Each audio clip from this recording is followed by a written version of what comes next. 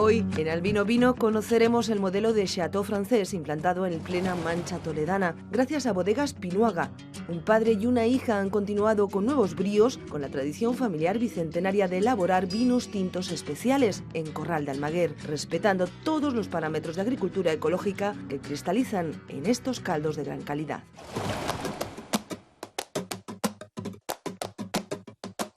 Los vinos tintos de Corral de Almaguer, en la Mancha toledana, han gozado históricamente de gran fama. Heredera de esa tradición es la familia Pinuaga. Imprime mucho carácter el lugar. Los vinos de Corral, los vinos tintos de Corral siempre han sido famosos. A mí siempre me lo ha dicho la gente mayor, tanto local como de fuera, siempre me han hablado muy bien de los vinos tintos, ¿no?, de Corral. Con lo cual aquí lo que hacemos es un poco aprovechar ese potencial. Exprimirlo al máximo, tanto para los vinos jóvenes como para los vinos con crianza. Los vinos jóvenes, aquí la ventaja que tenemos es que tenemos un viñedo grande, de cepa vieja en la mayoría de los casos, y eso el vino adquiere una fruta, pero una fruta muy compleja también. En el caso de los vinos de crianza, pues sin duda son uvas muy concentradas, de cepas con muy poca producción, que son especialmente aptas para luego criarlas. La familia nuestra son viticultores por lo menos de 4 generaciones. Entonces, bueno, pues a mí se me han pegado un poco las raíces de la familia. Y yo he visto estas viñas, esta que estamos ahora precisamente, es una viña que cuando yo nací ya estaba puesta. O sea que yo tengo ya 70 años. Mi padre hizo la carrera de abogado, pero sin embargo él no ejerció, él se dedicaba fundamentalmente a la agricultura. Entonces tenía una explotación de unas 1000 hectáreas, era una explotación bastante grande, y se dedicaba sobre todo al cereal y a la viña. Y bueno, pues prácticamente vivíamos toda la familia de la agricultura. Mi padre tuvo una bodega en el año 1960, más o menos. Entonces hacíamos vino a granel. Las tinajas eran tinajas de hormigón, no eran como las de ahora, que son de inoxidable. Y nada, pues se elaboraba muy bien. Había sus hangares, su pisado de la uva. Y ya en el 2004 hicimos la bodega nueva, ya entre mi hija Esther y yo. Valentín es agricultor. Tiene 110 hectáreas en propiedad y 50 en arrendamiento. Creo que la agricultura hay que llevarla en la sangre, porque como negocio no es un gran negocio, está claro. Sin embargo, no sé, parece que tiene unos raíces aquí en el campo.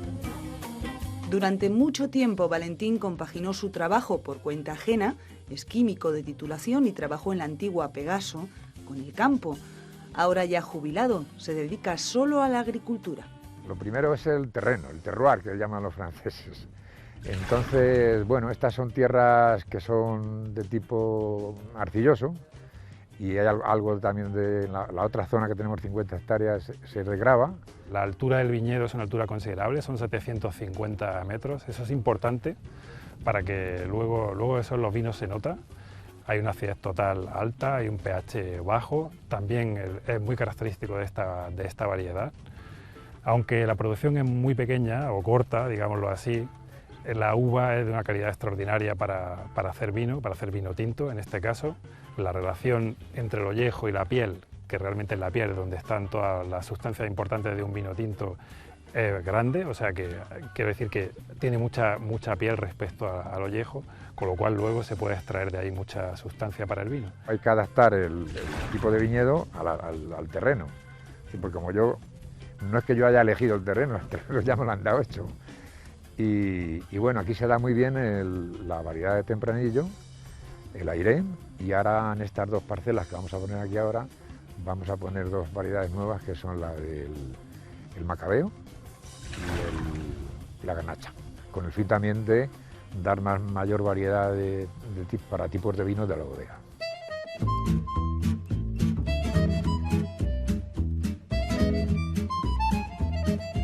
Primero lo que hay que hacer es preparar el terreno. Esta viña hay que arrancarla, quitar toda la viña vieja, hacer luego 2 labores de topo, de labores profundas, luego otras 2 labores de trabajo somero, luego se pasa un rodillo y ya prácticamente está preparada. Y ahora ya viene una empresa de servicios que ellos traen su maquinaria y van poniendo la planta una a una con un sistema de GPS, o sea, todo el trazado de la viña lo hacen por GPS, con lo cual te queda la viña perfectamente trazada. El trabajo consiste en plantar viña. Bueno, la viña tiene así una planta, lleva un injerto y yo voy en la máquina y voy poniendo, que lleva unas pinzas que lo va poniendo, lo planta, lo mete en un topo y lo suelta en la tierra y luego lleva unos discos que lo va tapando y se hace un hilo recto. Agarrar tiene que agarrar el primer año, si no agarra el primer año es que ya no agarra. Y luego ya producir pues aproximadamente entre 4 y 5 años. Ahora que es chiquitina, luego después de 3 o 4 años ya se hace mayor y ya va haciendo uva. La implantación de sistemas de posicionamiento por satélite agilizan y optimizan las faenas agrícolas sobremanera. Es un router que va a enganchar una antena y otro router lleva el tractor y se comunican para que vaya el tractor haciendo unas líneas rectas, tanto en planta como en siembra, como en lo que sea. Va recto, te marca los metros que tienes que ir plantando y sí, más exacto que las manos, por decirlo de alguna manera. Va solo, o sea que en el momento que le des para que él guíe, él va guiándose por satélite y ya está. No hay que tocarlo para nada. Simplemente está para cuando pasa cualquier cosa tener que parar el tractor. Justo antes de plantar las nuevas cepas, conviene tenerlas bien humedecidas. La planta es aconsejable tenerla de 12 a 24 horas en agua. Para la cosa de luego de cuando la sacas y esto, si hace sol o aire no se ore mucho y en la tierra agarre mejor. No es aconsejable cortar mucho la raíz tampoco, si de cortar serían unos centímetros. La tierra está bastante seca por arriba. Por abajo sí se ve humedad, pero haría falta más agua. Pinuaga apuestan decididamente por la viticultura ecológica y sostenible, a pesar de que los costes de producción durante todo el proceso se encarecen a corto plazo. Lo que la viticultura ecológica pretende es sobre todo una sostenibilidad. O sea, lo que decíamos antes, eficacia, sanidad y producción para que el viñedo sea rentable, obviamente, pero que también se conserve en el tiempo.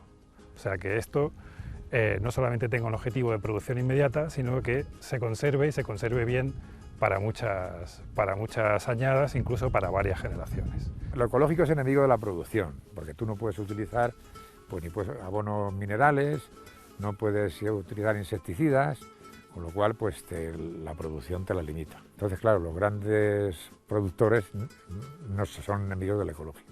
Pero desde el punto de vista calidad, bueno, pues como no utilizan ningún producto extraño, pues es un producto natural. Para la salud, teóricamente, mejor. No se pueden utilizar fertilizantes químicos, pero sí, por ejemplo, fertilizante orgánico. O sea, todo se hace a través de fertilización orgánica, en ese sentido.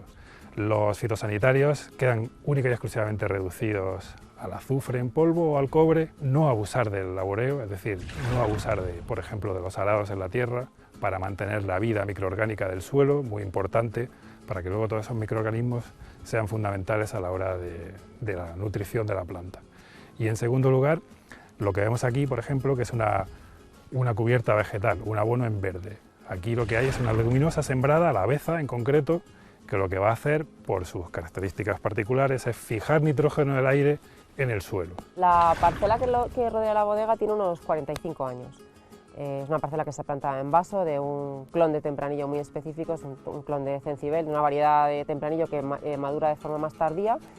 Y bueno, pues en nuestra apuesta por el cultivo ecológico, aquí en nuestra zona se labraba mucho el campo, con lo cual nosotros pensamos que hay que tener un poco de cubierta vegetal pues para aportar al campo determinadas minerales, nutrientes y demás de forma natural. Hay varias fincas que lo han trabajado como programa piloto, pero la verdad es que, digamos, en la zona al menos es una novedad. Este espacio que ves aquí delante en realidad no se ha labrado en 13 años y simplemente tiene la propia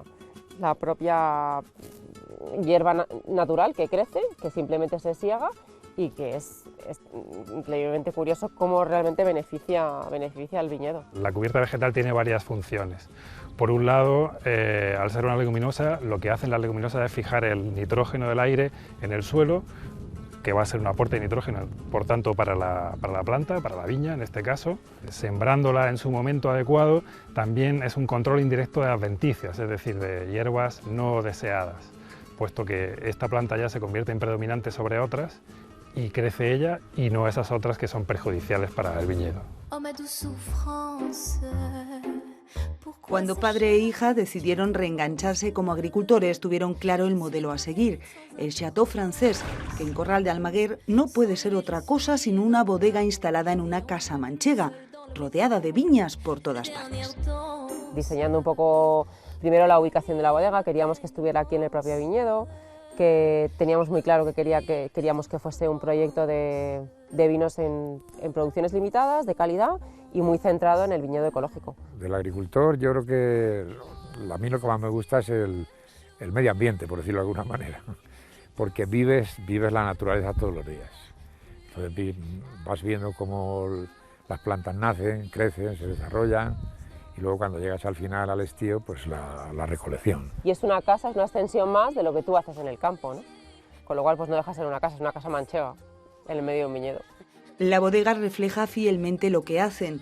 Todo es pequeño y muy variado.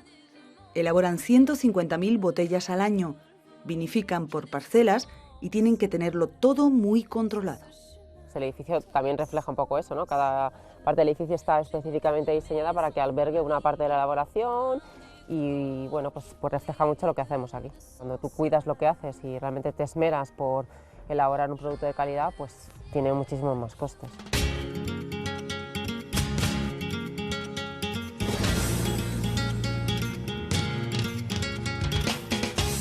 Cada una de las parcelas recibe los cuidados que exigen las diferentes variedades de uva. Las autóctonas son el tempranillo, el cencibel, como se le llama también aquí, con otra denominación o sinonimia, y luego en blanco el airén. Pero ya se están adaptando muchas variedades foráneas, eso ya es antiguo, y en el caso de la Merlot, obviamente, como decía antes, no es una variedad pensando tanto en la producción como en la calidad y en la vinificación posterior. Aquí de lo que se trata es de tener una cosecha de calidad, una cosecha sana y luego eso repercutirlo en el vino.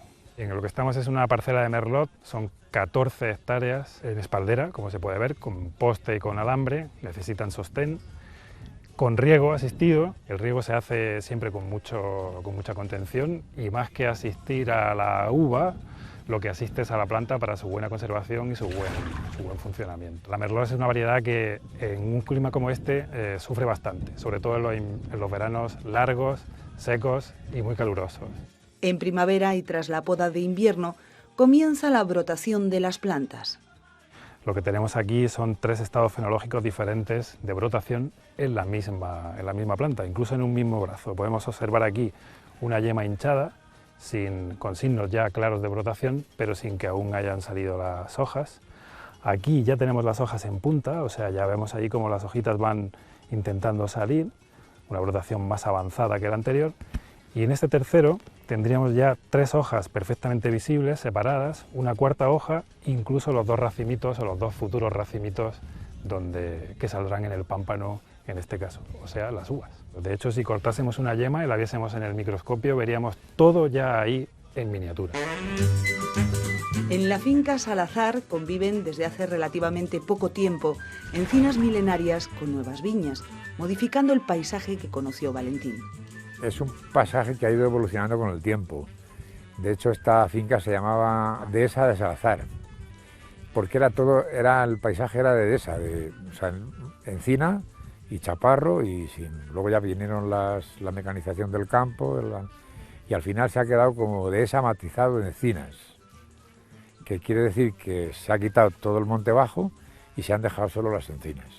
Son encinas pues, milenarias prácticamente, y de hecho está totalmente prohibido el quitar una encina. La encina es enemigo de la producción del viñedo.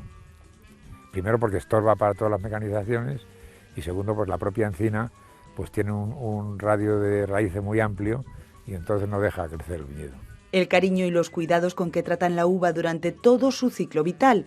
surgen del convencimiento de que todo influirá de forma positiva en el resultado final, que irá directamente a la botella.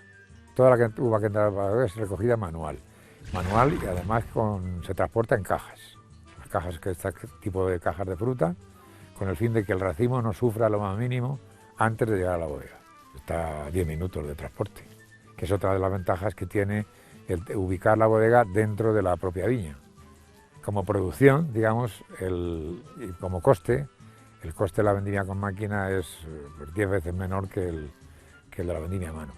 Ya sea en espaldera o en vaso, en Pinuaga recogen toda la uva de forma manual. Con el fin de ir a vinos de calidad, pues lo hacemos a mano. Entonces los vendimiadores van por los hilos. Esto es muy costoso porque no se pueden manejar, los remolques no pueden pasar casi. El vaso, pues cada uno coge su hilera y sus tijeras y va cortando. ¿Hasta qué edad son productivos los viñedos? Un viñedo teóricamente puede aguantar, yo qué sé, 60 o 70 años. Lo que pasa es que va mermando la producción. Si la viña vieja, pues lo pasa con las personas, que cuando te haces mayor ya no tienes la fuerza que tenías cuando eras joven. La uva Cencibel posee unos aromas muy característicos. Los aromas, ¿sabes? Sobre todo del tempranillo. Y luego también son vinos muy equilibrados. Por lo tanto, en fin, es una zona buena. Tiene una pega que es que el clima ya se va haciendo difícil. Es decir, por las temperaturas que se dan en el verano, sobre todo la maduración de la uva le cuesta. Entonces madura demasiado rápido. Y entonces los vinos pues cogen demasiado azúcar, las uvas, y entonces salen vinos ya pues con 14 grados. Una vez que la uva ya ha sido cortada, pasa poco tiempo hasta que entra en la bodega. Allí prosigue la selección de la materia prima idónea para la elaboración. Hay una segunda selección en una mesa de selección, que se llama así, donde los operarios van retirando las posibles incongruencias que lleguen dentro de las cajas de la uva, ¿no? Piedras, algún resto de pámpana, alguna hoja, algún racimo que no del corte, que esté verde, que esté podrido, etc. Eso se separa y se elimina. A partir de la mesa de selección, la uva cae a una tolva donde se despalilla, o sea, se separa el raspón de la uva, y dependiendo del vino puede pasar un segundo proceso de estrujado o no. Si se estruja o si no se estruja, cae a una tolva de una bomba de vendimia, y desde ahí se lleva al depósito.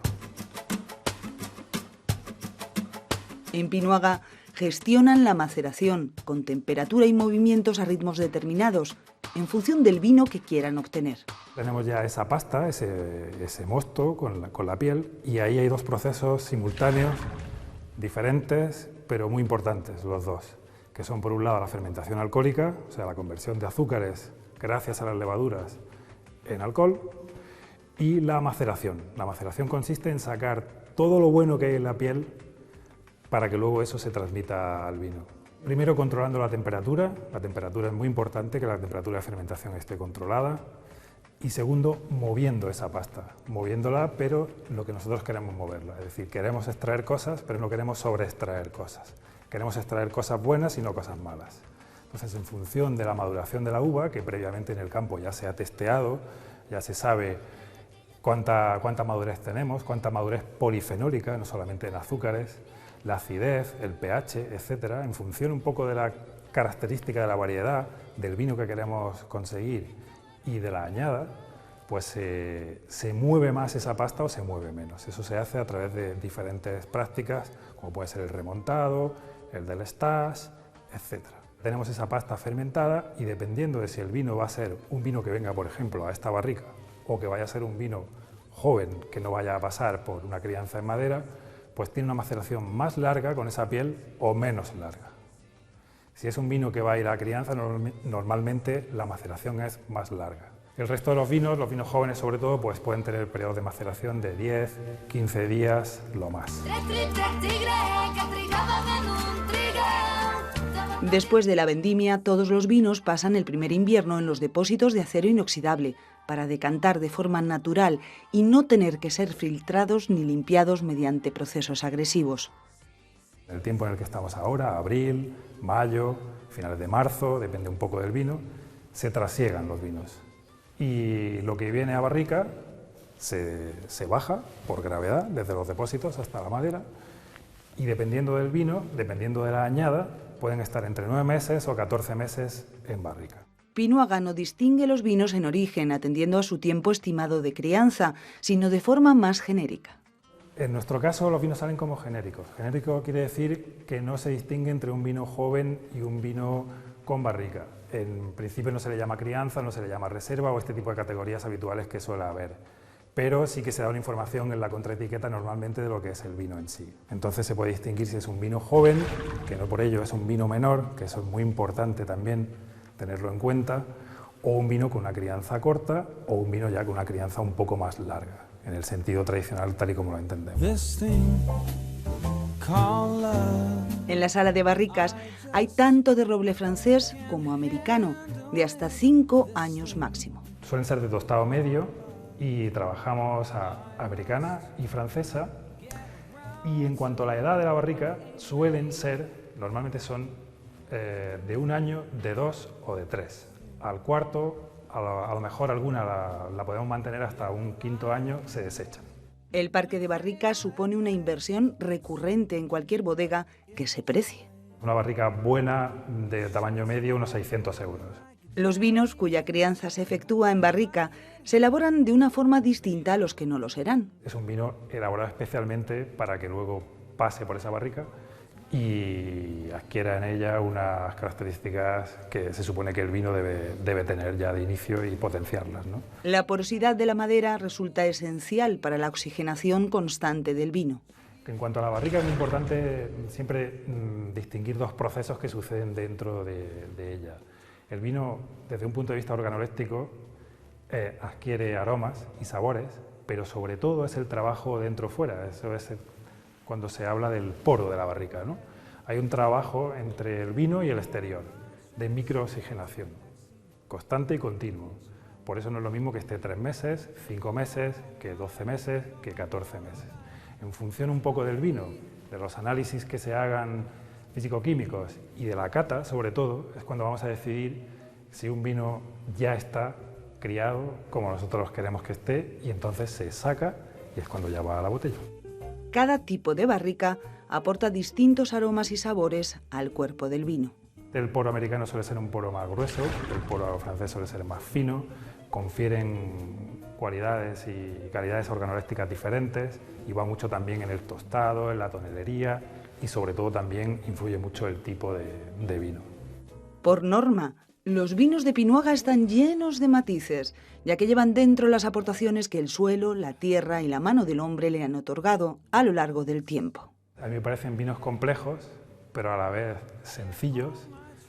Son muy finos en el sentido en que no son pesados, aunque sea un clima mediterráneo muy duro, un clima continental mediterráneo muy duro. Luego también por cuestiones de altura y el terreno son vinos muy vivos, o sea, hay una buena acidez, hay un buen pH que acompaña a ese vino, y son frescos en boca y valen igual para un roto que para un descosido, o sea, se puede uno tomar una copa tranquilamente con ellos y acompañan igualmente una buena comida. Entonces, en ese sentido creo que hay elegancia, hay finura y hay carácter.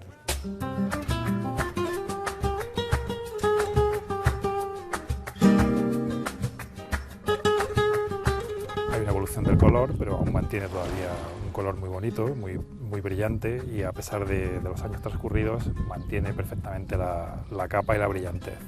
Eso en cuanto un poquito a la vista, al aspecto del vino. Luego en nariz, si lo olemos, lo que tenemos es una fruta ya muy compleja, con unas notas de mermelada, frutas rojas, negras, básicamente. Y mucha complejidad, ¿no? Es lo que vemos. La copa parada, si la movemos un poquito, empieza a liberar más cosas.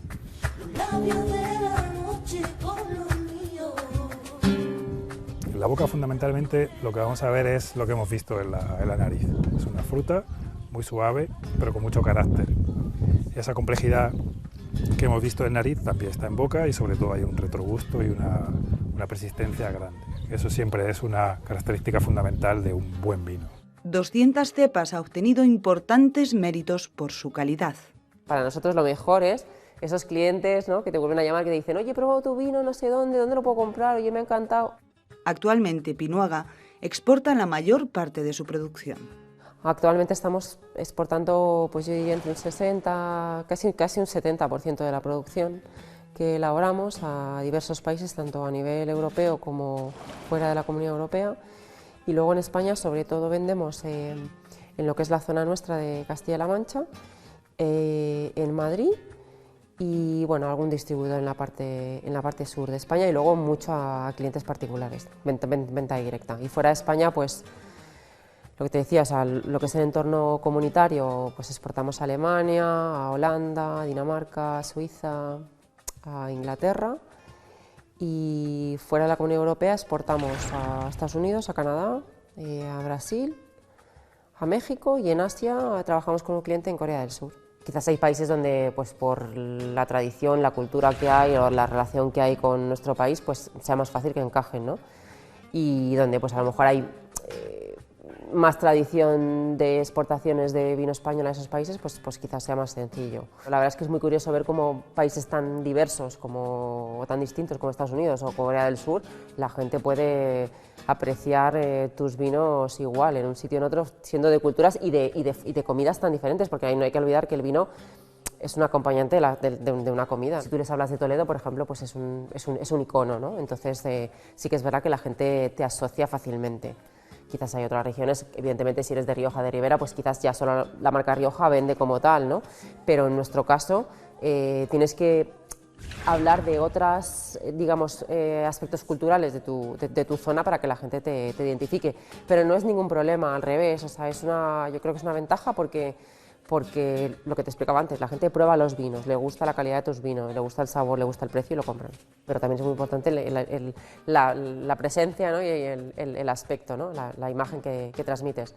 Optamos por utilizar elementos de nuestra tradición y de nuestra cultura en las etiquetas de los vinos, dándoles un aspecto, pues evidentemente un poco más moderno. Entonces, por ejemplo, en nuestro Pinuaga La Senda tiene una etiqueta de unas alpargatas. La gente por ahí fuera piensa que son zapatillas de ballet, pero son alpargatas. Salir a vender fuera con frecuencia provoca situaciones divertidas. Me pasó en Corea del Sur, estuve en una misión comercial donde participamos en una feria de vinos. Entonces, bueno, pues yo tenía allí mi stand con todos los vinos y etiquetas y demás, y entonces yo veía que aparecía gente en el stand y claro, no hablaban inglés la mayoría y se acercaban y la gente decía, oh, chipsin, chipsin, y volvían otra vez y me volvían a decir, oh, chipsin. Yo decía, digo, pero esta gente, digo, y se paraban a mirar específicamente la botella de La Senda con las alpargatas. Hasta que al final, claro, pude enganchar a uno que hablaba inglés y le pregunté, digo, pero ¿por qué la gente dice chipsin? ¿Qué significa? Dice, es que en Corea hay unos zapatos tradicionales que se utilizaban antiguamente, que utilizaban los niños, que son exactamente iguales, hechos de un material también parecido, pues debe ser parecido al esparto, que se trenzaban y que se llaman chipsin. Paradójicamente, resulta más difícil encontrar distribución en algunas provincias de Castilla-La Mancha que en el extranjero. En Castilla-La Mancha tenemos distribuidores en Toledo, tenemos distribuidores en Albacete, en Ciudad Real, o sea que sí que se puede encontrar. Bebe vino manchego y te pondrá como nuevo. Se dice que hay quien defiende que los polifenoles, en el caso del resveratrol, por ejemplo, pues tiene incluso hasta propiedades anticancerígenas, ¿no? O sea que bebiéndose una copa de un buen tinto al día, pues es probable que uno esté más a salvo, eso dicen, ¿no? Ojalá sea verdad, ¿no? A mí lo que me gustaría es que la gente cuando beba un vino Pinuaga que realmente piense en este sitio, en este viñedo, en este campo, en esta mancha, en estas encinas, en este sitio tan bonito y que realmente te transporte a realmente de dónde es el vino, es decir, que el vino refleje la procedencia, que refleje la variedad de uva, que refleje el terreno y la forma de hacerlo. Y a mí lo que me gustaría es que tuvieran un aporte de la madera, pero sin que esa madera pise esa fruta especial de una cepa vieja. Y luego algo muy importante también, con lo cual intentamos bregar, es que los vinos estén buenos desde que se hacen en el depósito hasta que pasan incluso muchos años, ¿no? Aunque sean diferentes y evolucionen, pero que se puedan beber en toda la vida del vino. O sea, es un poco lo que vamos persiguiendo también.